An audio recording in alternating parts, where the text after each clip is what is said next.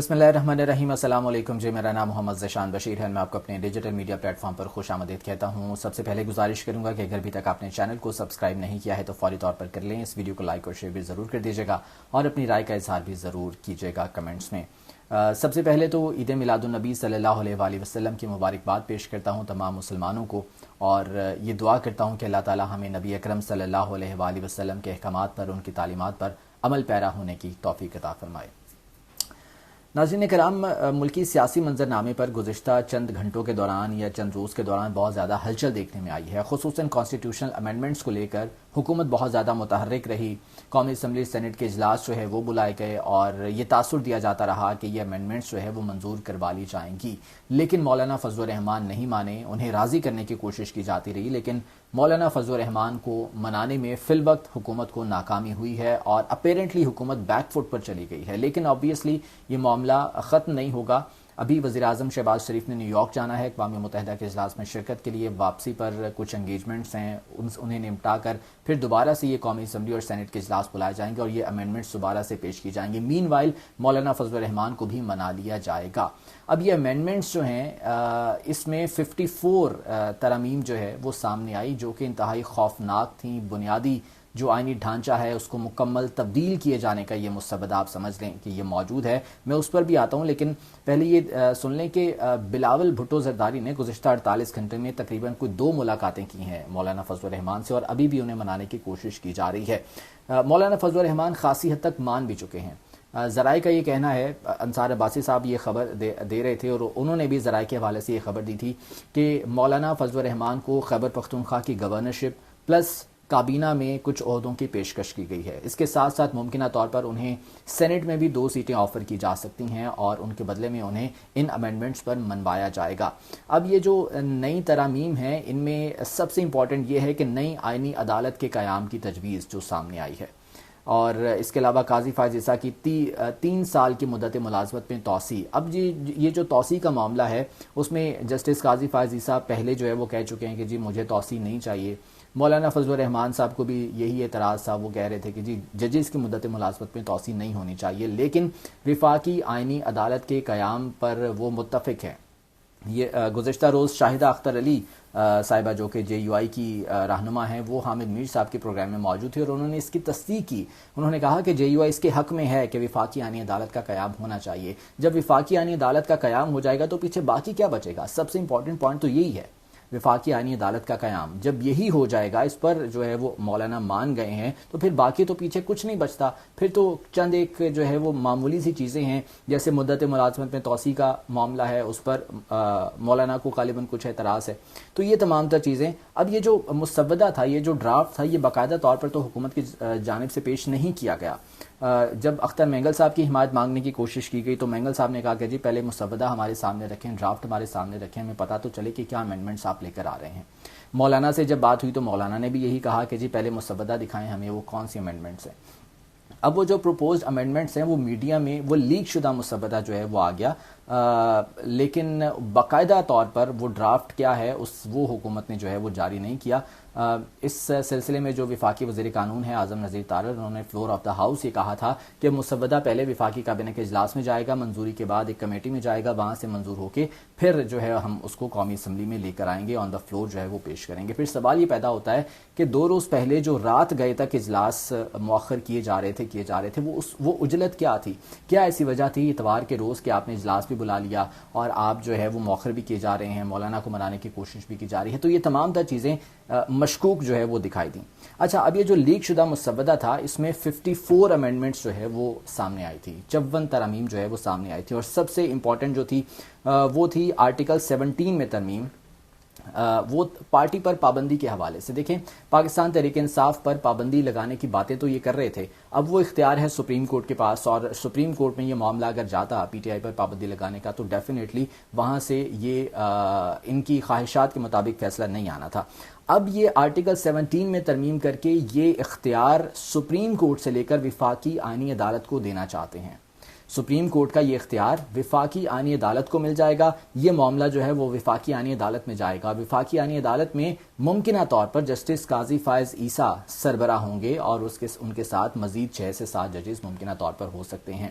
تو یہ معاملہ جب وفاقی آئینی عدالت میں جائے گا جسٹس قاضی فائز عیسیٰ کے ساتھ، تو سب کو پتہ ہے کہ پھر یہ اس کا فیصلہ کیا آنا ہے. حکومت اپنی منشا کے مطابق اس پر جو ہے وہ فیصلہ لے پائے گی. پارٹی پر پابندی کے حوالے سے اختیار آرٹیکل 17 کے تحت سپریم کورٹ سے لے کر وفاقی آئینی عدالت کو دینے کی تجویز ہے. اس کے بعد آرٹیکل 63A میں ترمیم.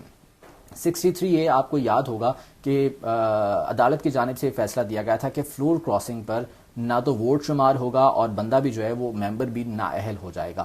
اب یہ ترمیم کیا کرنے کے لیے جا رہے ہیں؟ اس میں ترمیم یہ ہے کہ جی فلور کراسنگ کرنے والے کا ووٹ تو شمار ہوگا، لیکن اس کی جو ڈی سیٹ اور نااہلی کا معاملہ ہے وہ چلا جائے گا وفاقی آئینی عدالت کے پاس، اور وہ عدالت فیصلہ کرے گی کہ اس نے ڈی سیٹ یا نااہل ہونا ہے یا نہیں ہونا.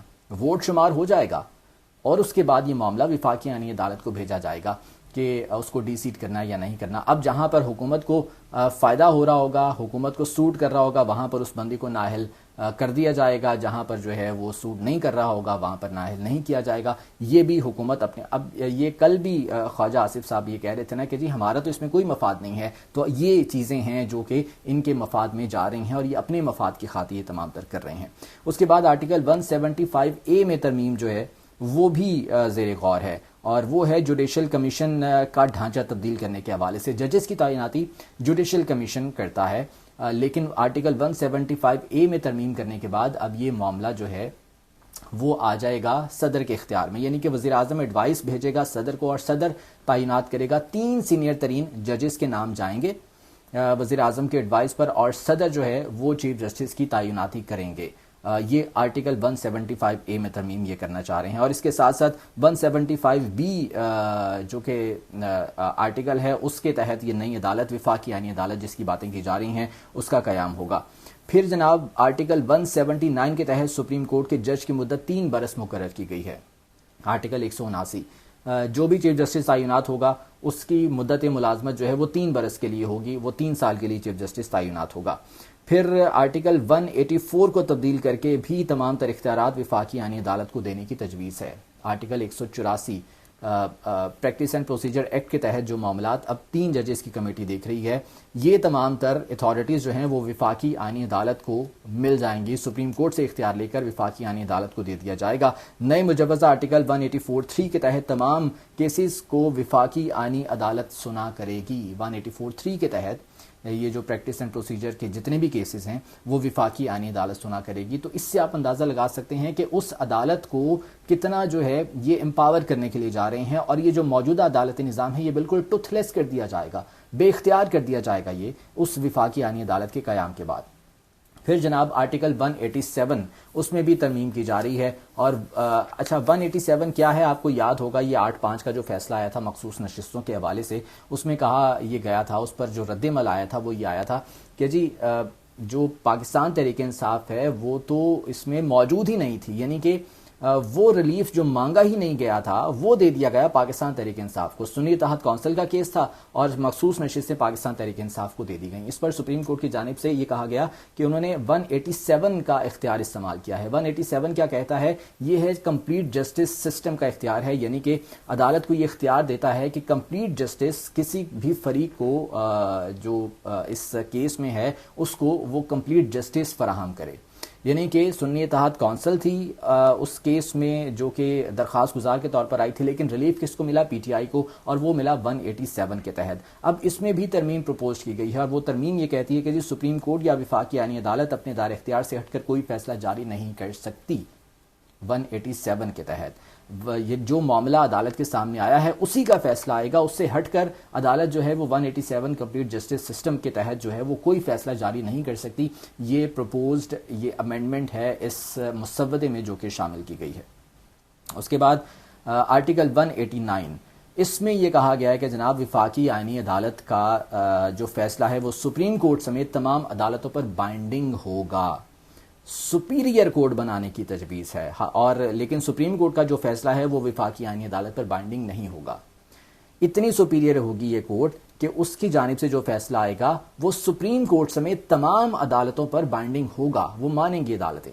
لیکن اگر موجودہ جو سپریم کورٹ ہے اس سے کوئی فیصلہ آ جاتا ہے تو وہ بائنڈنگ نہیں ہوگا وفاقی آئینی عدالت پر. میں نے آپ سے پہلے کہا کہ بالکل ٹوتھ لیس کرنے کی کوشش ہے. موجودہ عدالتی جو نظام ہے اس کو مکمل طور پر بے اختیار، مکمل طور پر جو ہے وہ اپاہج سمجھ لیں، وہ کرنے کی کوشش ہے. اور اس کے پیرالل جو ایک جوڈیشل سسٹم لایا جا رہا ہے، جو وفاقی آئینی عدالت لائی جا رہی ہے، تمام تر جو امپاورمنٹس ہیں، تمام تر جو اختیارات ہیں وہ انہیں منتقل کر دیے جائیں گے. اتنا اس کو جو ہے وہ سپیریئر بنا دیا جائے گا. تو یہ شاہدہ اختر علی کا میں نے آپ کو بتایا، گزشتہ روز ایک پروگرام میں موجود تھیں، تو انہوں نے کہا کہ جی مولانا تو اس کے حق میں ہیں، جے یو آئی جو ہے وہ اس کے حق میں ہے وفاقی آئینی عدالت کے قیام کے. کچھ اور پوائنٹس ہیں جن پر جو ہے وہ اختلاف ہے. اب اگر اس کے حق میں ہے تو پھر تو پیچھے کچھ نہیں رہ جاتا، کیونکہ تمام تر اختیارات تو سپریم کورٹ سے اس کو ٹرانسفر ہو جانے ہیں، وفاقی آئینی عدالت کو ٹرانسفر ہو جانے ہیں، پھر تو پیچھے کچھ نہیں بچتا. تو پھر مولانا کا جو ہے وہ راضی نہ ہونے کا کوئی پوائنٹ نہیں ہے. مولانا اس وقت آپ سمجھ لیں کہ بالکل راضی ہیں. مولانا کو صرف جو ہے وہ غالباً جو عہدے انہیں آفر کیے جا رہے ہیں ان میں کچھ انہیں تحفظات ہو سکتے ہیں، کچھ اس حوالے سے چیزیں ہو سکتی ہیں. کامران مرتضیٰ کا میں انٹرویو سن رہا تھا آج، اور انہوں نے کہا کہ جی آرٹیکل 8 اور آرٹیکل 199 میں ہم نے جو ہے وہ جو ترمیم تھی اس کو ہٹوا دیا ہے. اب وہ تو کوئی اتنی امپورٹنٹ نہیں ہے، وہ تو ایک معمولی سی چیز تھی جس کو آپ نے جو ہے وہ امینڈ کروا دیا، آپ نے اس کو ہٹوا دیا. لیکن بیسک چیز تو یہ ہے آرٹیکل 189 اور آرٹیکل 175B جس کے تحت یہ وفاقی آئینی عدالت جو ہے وہ قائم کی جا رہی ہے. تو یہ بہت زیادہ امپورٹنٹ ہے، اور یہ تمام تر چیزیں ملک کے بنیادی آئینی ڈھانچے کو، جو کانسٹیٹیوشنل ایک بیس ہے، اس کو بالکل چینج کر دیں گی. اس کو میں پہلے بھی اپنے ولاگ میں بات کر چکا ہوں کہ اس کو بالکل تباہ کر دیں گی، اور یہ موجودہ حکومت کرنے کے لیے جا رہی ہے. اب اپیرنٹلی تو حکومت بیک فٹ پر چلی گئی ہے، یہ معاملہ لیکن ختم نہیں ہوگا. میں نے عرض کی کہ وزیر اعظم کے نیو یارک سے واپس آنے کے بعد اور کچھ انگیجمنٹس ان کی مکمل ہونے کے بعد اب یہ دوبارہ قومی اسمبلی اور سینٹ کا اجلاس بلایا جائے گا اور یہ سامنے رکھا جائے گا. اس تمام تر صورتحال میں اب پاکستان تحریک انصاف کیا کرے گی اور کس طرح سے مولانا کو اپنے ساتھ شامل کرنے کی کوشش کرے گی، کیونکہ مولانا کو جو چیزیں آفر ہو رہی ہیں مولانا غالباً انکار نہیں کریں گے. آنے والے دن بہت زیادہ امپورٹنٹ ہیں، اس حوالے سے جو بھی ڈیولپمنٹس ہوں گی اس پر بات کرتے رہیں گے. آج کے ولاگ سے مجھے اجازت دیجیے، اللہ نے کے بعد.